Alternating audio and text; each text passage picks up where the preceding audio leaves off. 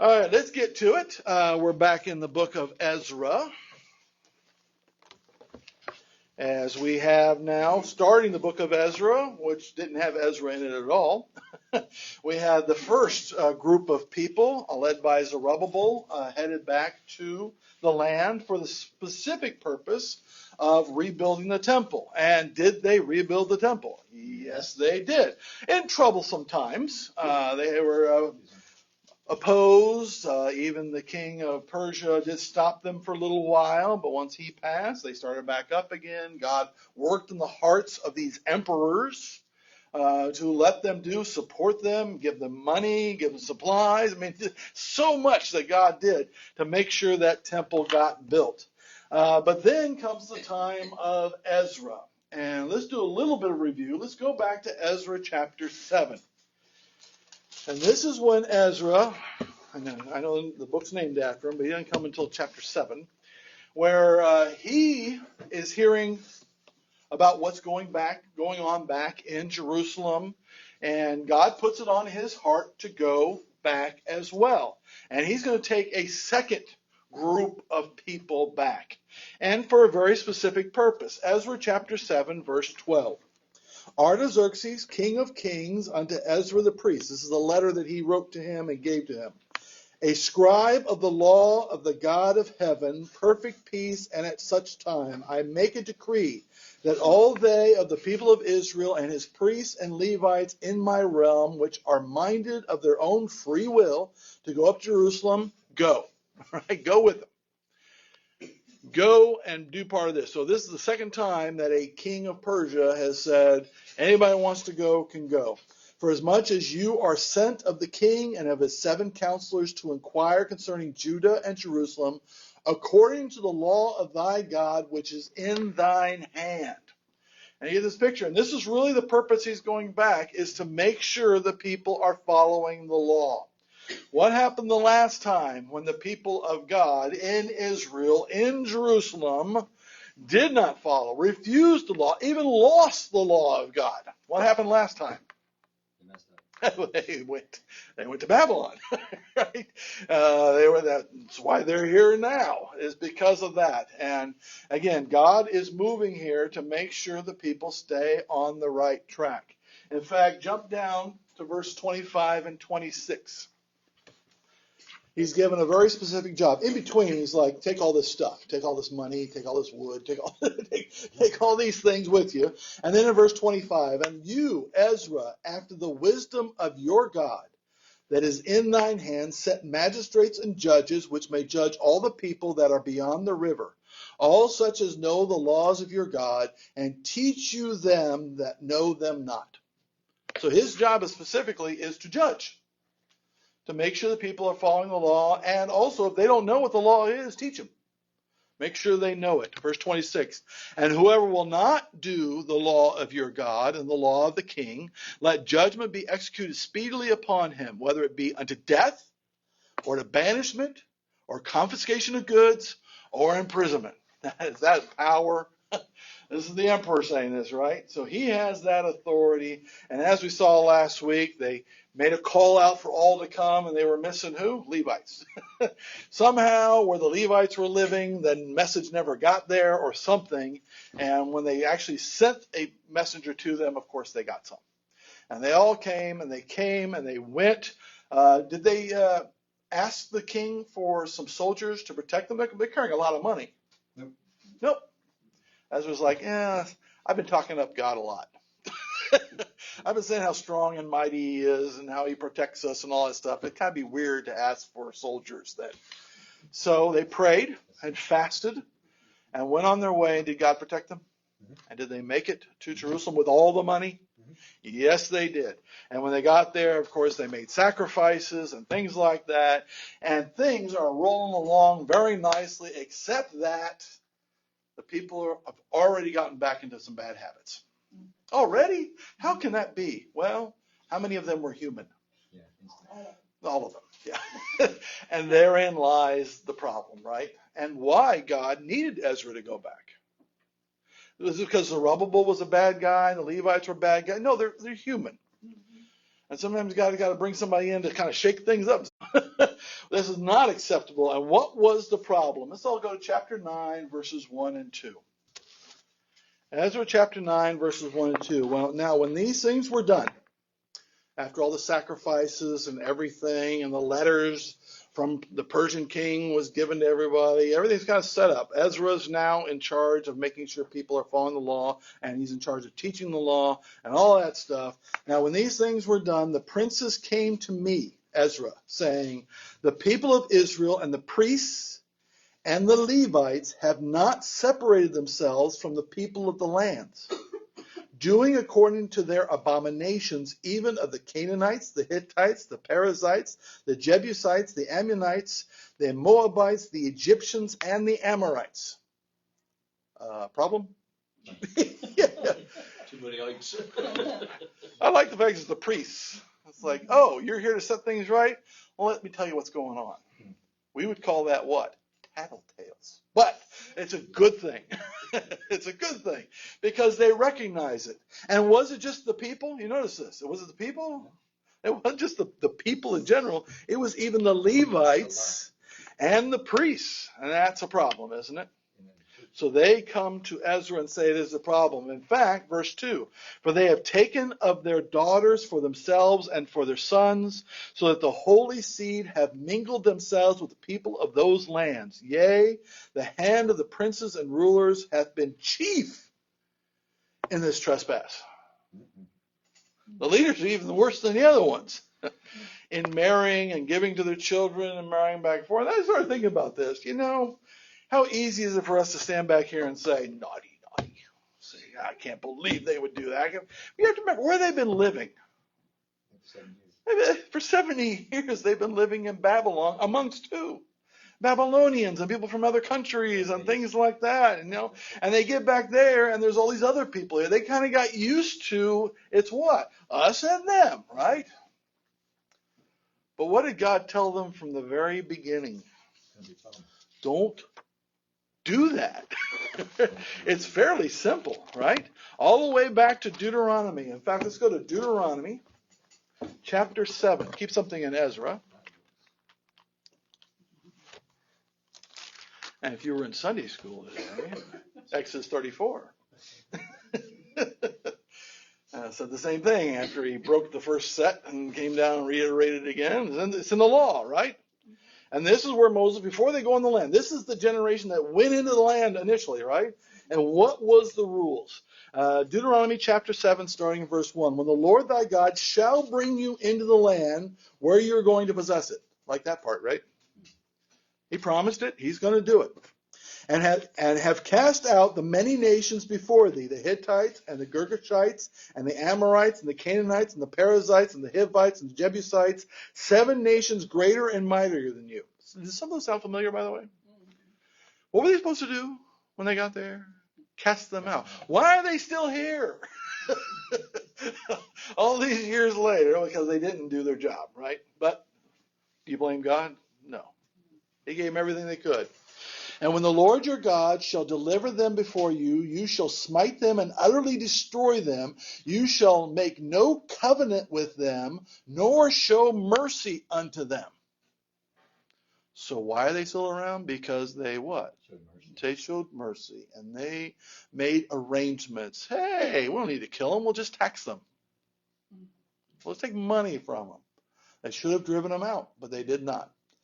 Neither shall you make marriages with them. Thy daughter shall not give unto his son, nor his daughter shalt thou take unto thy son. And all these years, this is before they even went into the land, all these years later, through the time of judges, through the time of kings, through the time of captivity, what? The people are still there, and what are they still doing? Marrying them. Intermarrying with them. Verse 4, for they will turn away thy son from following me, God, that they may serve other gods. So will the anger of the Lord be kindled against you and destroy you suddenly. Well, he wouldn't really, would he? Not God. He wouldn't do that, would he? Well, let's go to 1 Kings chapter 11.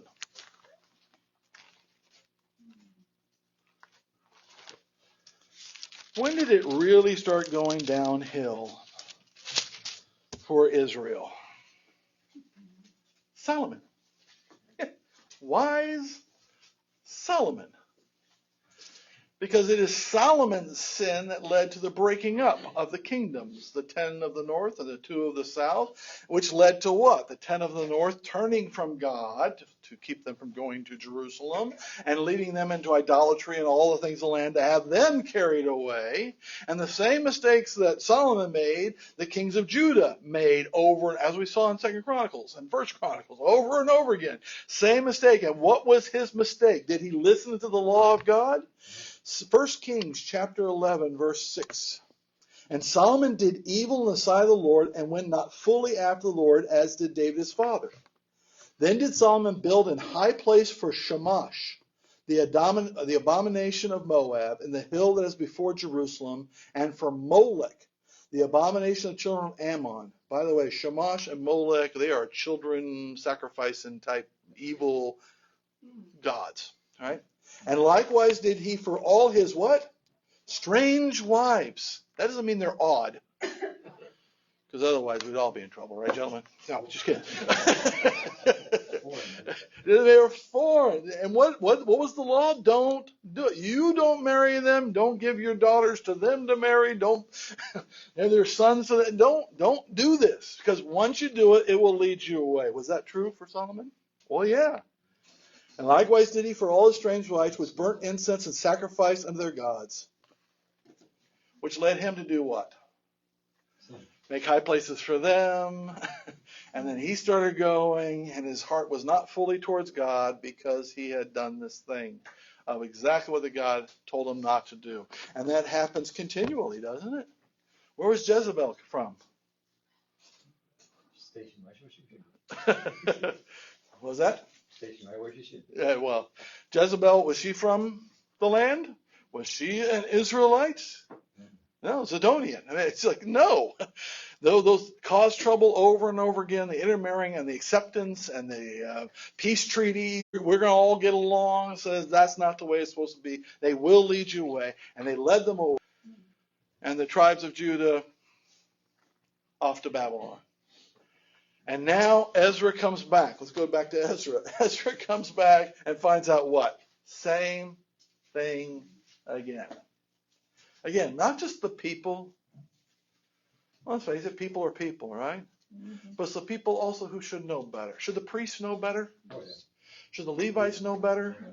Should the leaders, the princes know better? They're the ones with the history. They know the leaders aren't doing the right thing. So here we have, that's the problem. And what did Ezra do when he heard that? Let's go back to Ezra chapter 9, starting verse 3.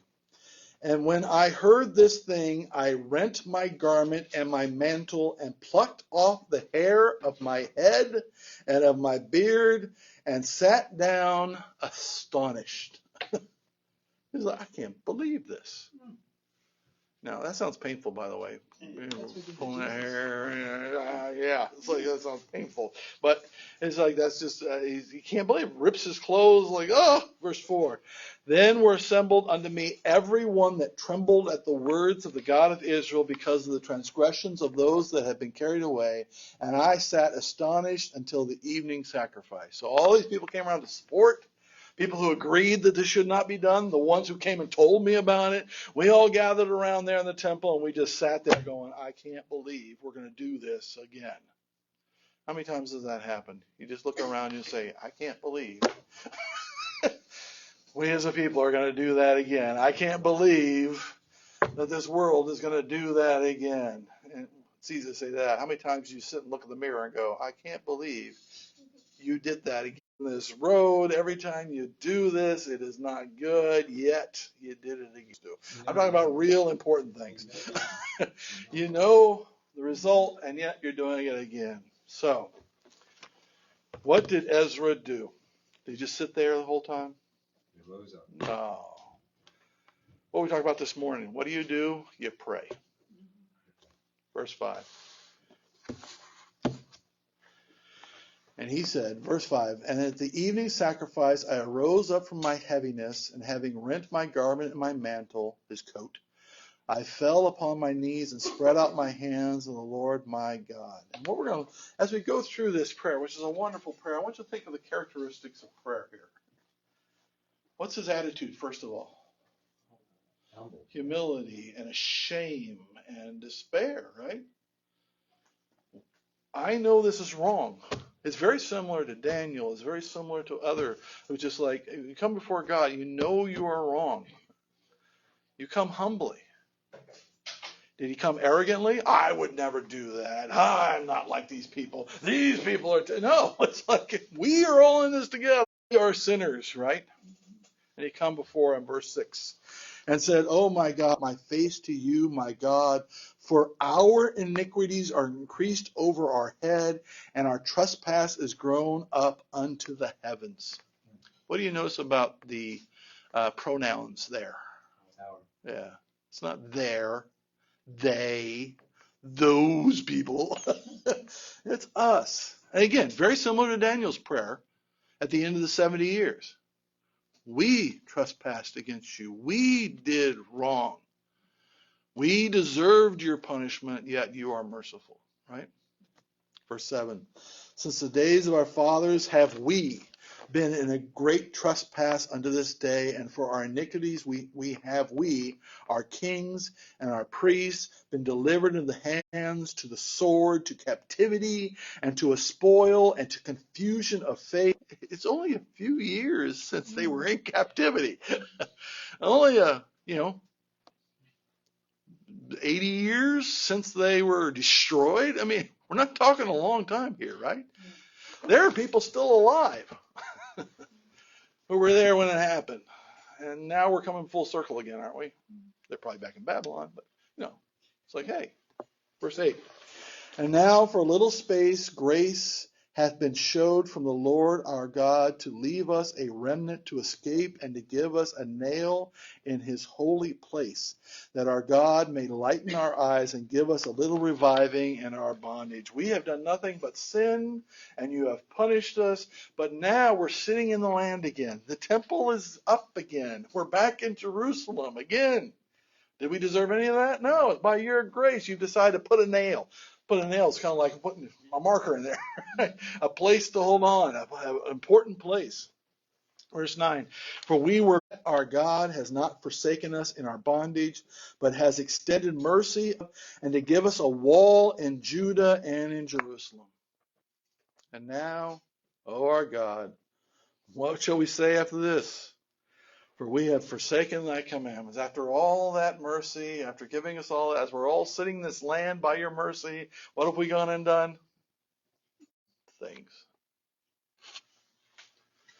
We are servants the prophets, saying, the land unto which you go to possess it, it is an unclean land with the filthiness of the people of the land, with their abominations which have filled it from one end to the other, with their uncleanness. Now therefore give not your daughters unto their sons, neither take their daughters unto your sons, nor seek their peace or their wealth forever, that we may be strong and eat the good of the land, and leave it for an inheritance to the children forever. Right? You want to stay in the land? When was this? This was over again, and they continued to what?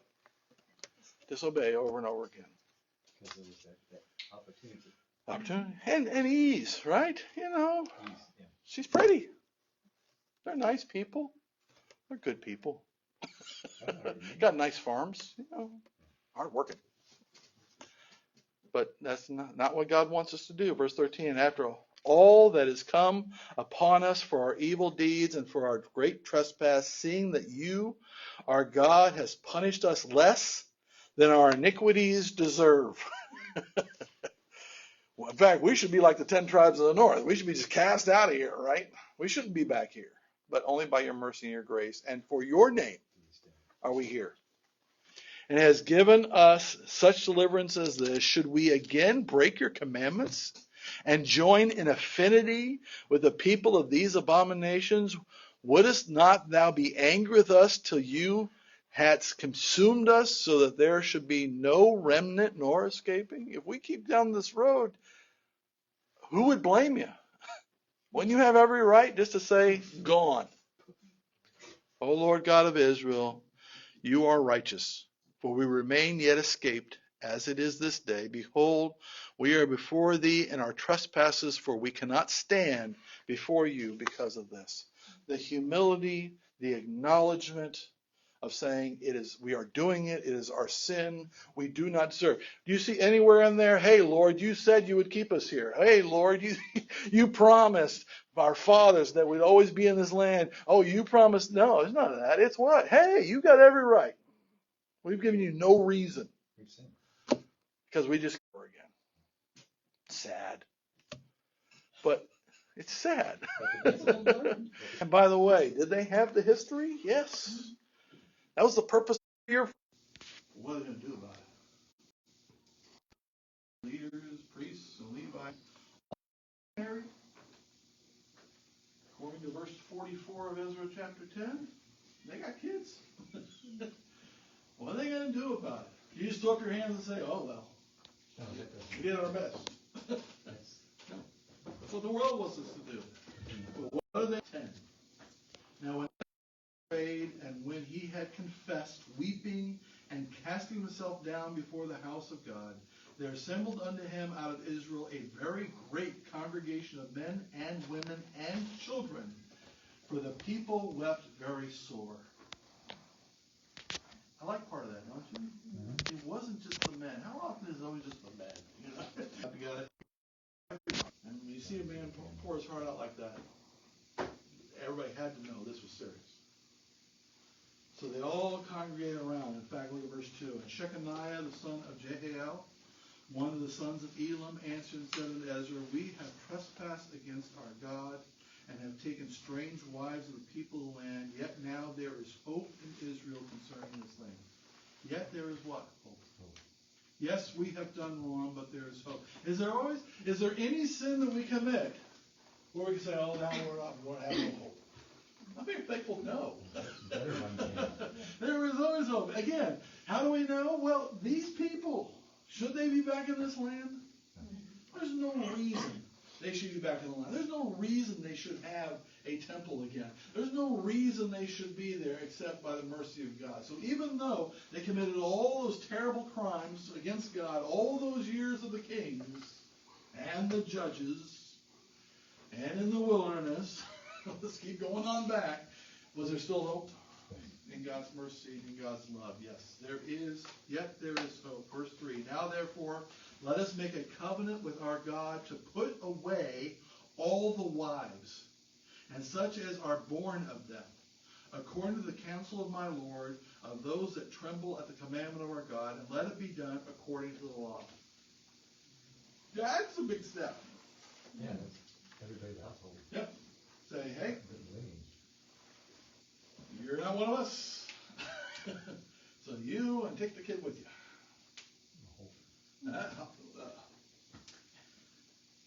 Kind of like we talked about this morning. Sometimes God's answers are not what we want them to be. But sometimes they are necessary. I mean, this is going to be this is tough medicine, isn't it? But we look at elsewhere in the Bible. And again, what was the instruction for them to begin with? Is to kill them all. So this wouldn't happen, but they didn't do it, and now you have to put them away. And that's what they need to do. Verse 4, arise, for this matter belongs unto you. We also will be with you. Be of good courage and do it. So this is him talking to Ezra saying, we know the answer. Ezra, you're in charge. Tell the people they have to do that. How many people like that job? Hello, everybody. You're a bunch of sinners, and guess what? You got to get rid of your wives. And your kids. And you got some out.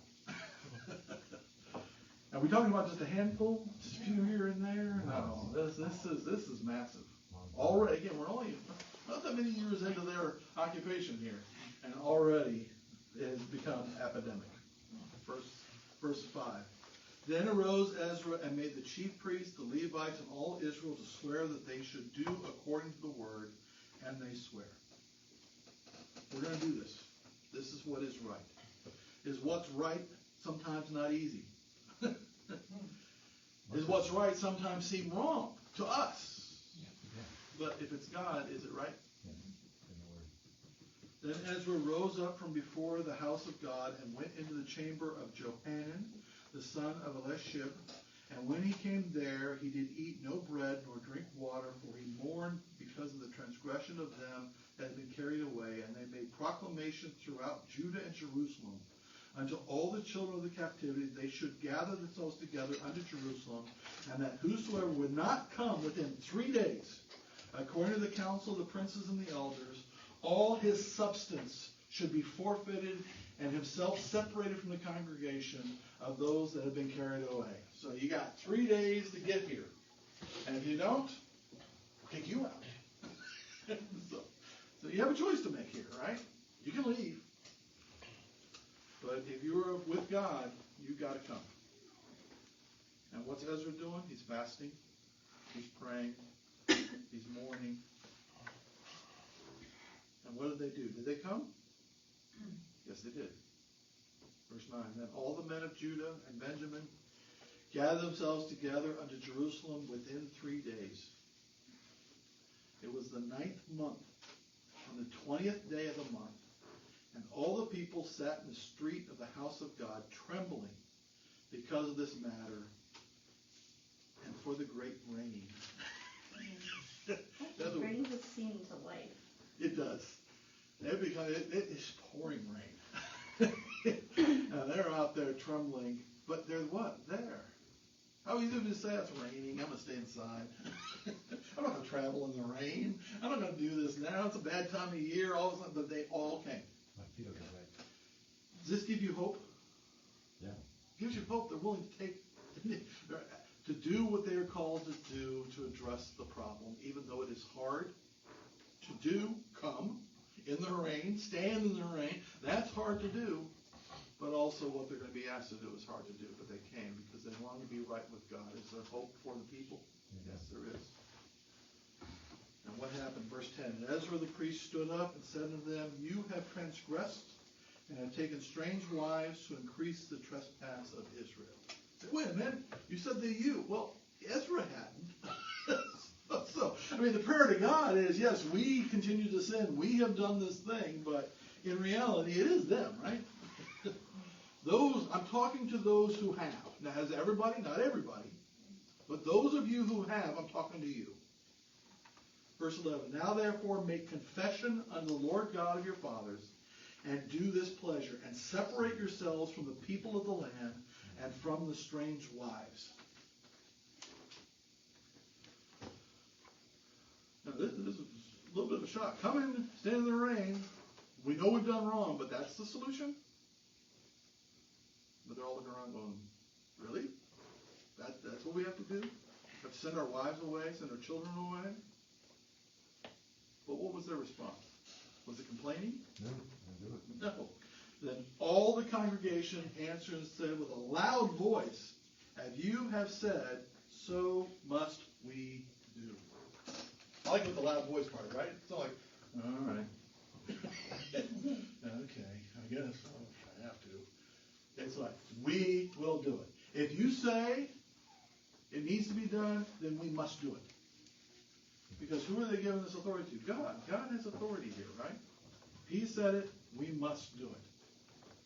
Because what's the consequence if they don't? They know the consequence. It's back into captivity. It's back to the sword. It's back with the enemy. No. We want to do what is right. We want to please the Lord. So we must do it. But, wait a minute. What's that word? But. Now, I love this part. You know why I love this part? Because it shows God is practical. If there's a practical reason, I always tell the kids this. If your parents tell you to do something, then you should what? Do it. Do it. But if you have a concern with doing it right that moment, you're in the middle of something, you're doing something, you're talking to a friend, something like that, it's okay to ask, Mom, can I wait until my game is over? Can I wait? And so I'm talking to a friend. Can I wait for this conversation? Now, if they say no, do it now. What do? You do it now. But is it okay? Kind of like, Abraham's like, you're going to kill Sodom and Gomorrah. What if there were 40? 5? He got there eventually. He's just Working on having a that. lot in his family. Yeah, that's right. And I even knows we're doing. But then, what did they say? But the people are many, and it is a time of much rain. How do they know that? Because we're pouring down on them. And we are not able to stand outside. Neither is this a work of one day or two, for we are many that have transgressed in this thing. Because what he's asking them to do is confession, which means they come up and they confess it to the priest and they give a sacrifice. Now, you think of this huge congregation of people, and how many of them have done wrong? Most of them. And each one by one, has got to come up, and they have 2 people to do it.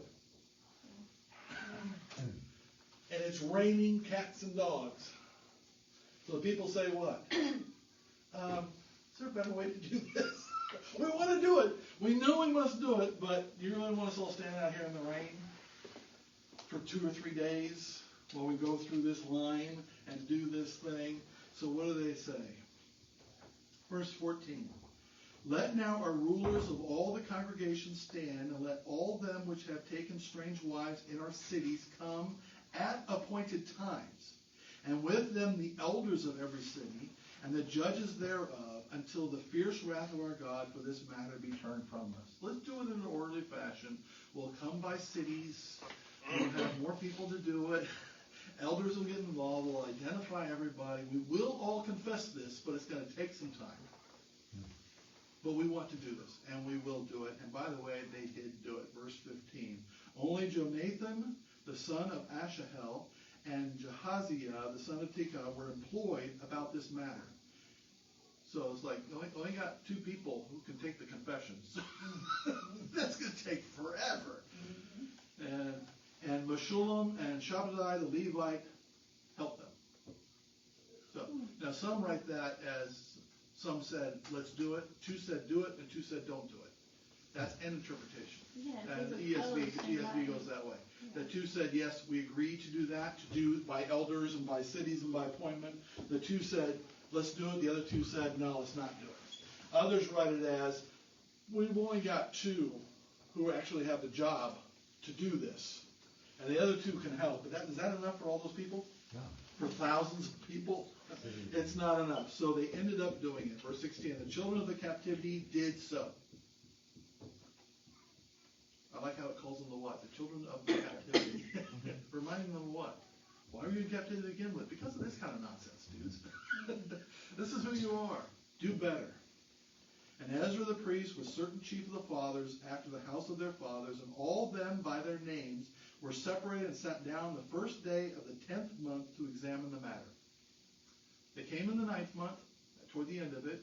The first day of the 10th month, they started this process. How long could it possibly take? And they made an end, verse 17, with all the men that had taken strange wives by the first day of the first month. So the 10th month, 11th month, 12th month, first month. Took more than a couple of days, didn't it? More than a quarter of a year. They had 12 months? Huh? They had 12 Yeah. months? Yeah. And among they just did 30 per instead of what we do. We do weird stuff.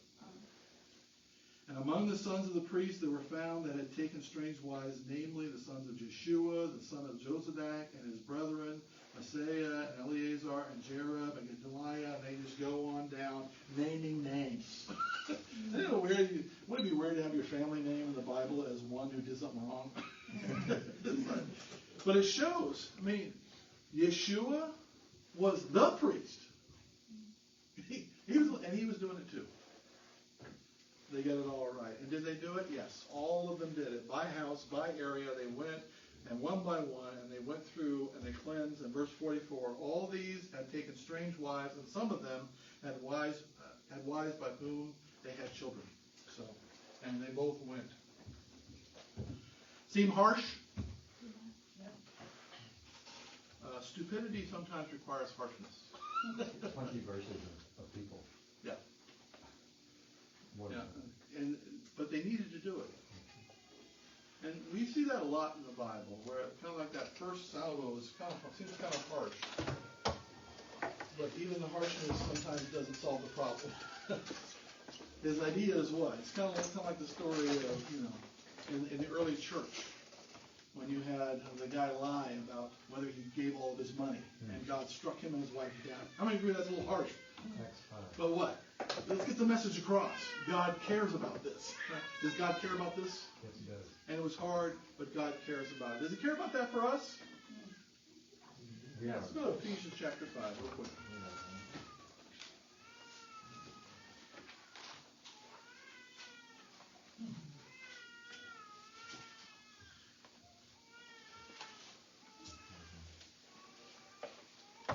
The standards are different. We're not under the law and all that. Should we be careful who we marry? Yes.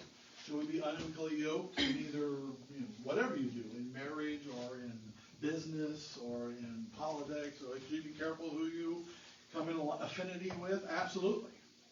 We have to be careful on these things because we need to make sure that we are separated, right? We're sanctified unto God. We're to be His tools, and Paul talks about this in Ephesians chapter 5.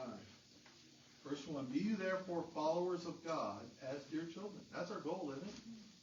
Follow God, not what? Anybody else or anything else. And walk in love as Christ also hath loved us and hath given himself for us an offering and a sacrifice to God for a sweet-smelling savor. He loved us so much that he died for us, right? Mm-hmm. That's what he did for us. What should we do for him? Die for him. Should we do this? Verse 3, but fornication and all uncleanness or covetousness let it not be once named among you as becomes saints, nor filthiness, nor foolish talking, nor jesting, which are not convenient, but rather giving of thanks.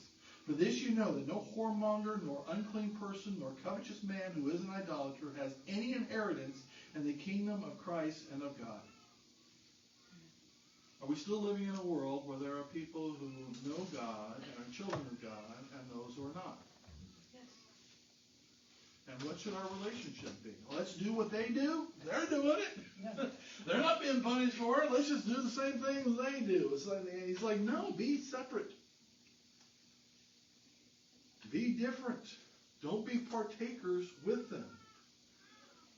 See what it says next, verse 6. Let no man deceive you with vain, empty words, for because of these things, these sins, comes the wrath of God upon the children of disobedience. They will be punished for what they do. With the Amorites and the Hivites and Jebusites, they were all punished for what they did, right? They will all be punished. So why would we want to be involved in activities that are going to get people cast away forever? Is God serious about these things? Verse 7, be not therefore partakers with them. Separate yourself from them. And that does mean if we may have to separate ourselves, right? Now, if it's a husband and wife situation and one of them is saved and one of them is not, should you divorce them? So no. The Bible is very clear. Be a witness to them. Pray for them and things like that. It's a very different world we live. No, but what if it's a friend? What if it's a business partner? What if it's these things? And they're pulling you into their world. And you're starting to do the things they do. You may have to say what? My relationship with God is more important than my relationship with you. Which is what he was telling those people. Your relationship, the future of this country, Israel, is more important than your wife and child. And amazingly, they said, yes. Yeah. By the way, later they're not. And they still don't. And is it a problem? Yeah, still a problem. So, yes, it's important for us too. In fact, look what verse 11. And have no fellowship with the unfruitful works of darkness, but rather what? Reprove them. It's wrong. Not judge them.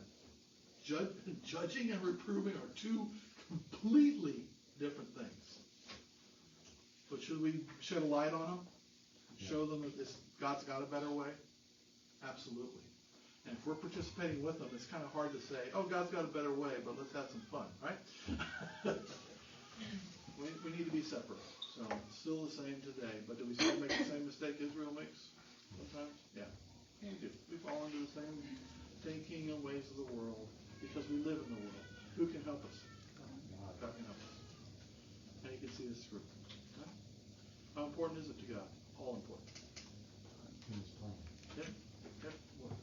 For him to do what wants to do in our lives and in His church and in this world, He needs us separate. And He proved that through them. So, that's the book of Ezra. That was quick. Who's ready to do a little Nehemiah? We'll get Nehemiah next week. Because that's the third group. First group, Zerubbabel. Second group, Ezra. Third group, let's rebuild the walls. Walls are still in shambles. Still, let's rebuild the walls. And why is that important? Because Daniel said, long before these guys ever came along, when the decree goes out to rebuild the wall, starts a clock. And who comes at the end of that clock? Jesus Christ, riding into Jerusalem through the walls of that city that are rebuilt during the time of Nehemiah. So, and what temple does he go to? The one that's built during the time of Zerubbabel. Right? It's all part of God's plan, isn't it? And He will have His plan. Let's pray.